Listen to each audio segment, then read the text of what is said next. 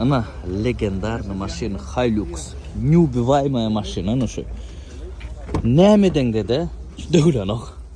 Toğla oyna, pırla oyna. Brown salon. Baka 22.000 dolar diye. Ana Haliç paket gelen. Yılı 2016.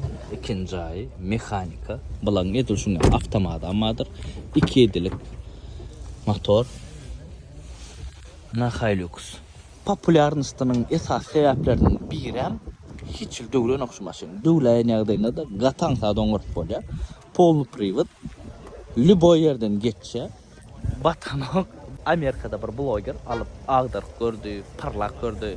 Hemme de adetde suwalynk gördü. Şonu da o da alıp ýeni ýöreýär şu maşyn. Bu maşynymyz biziň Dubai variant. Ýöne bilen edil şuňalar. Yaponiýa üçin edilen amma, Ýewropa üçin edilen amma. Yaponiýa, Ýewropa üçin edilenen biraz güneşli ütgendir.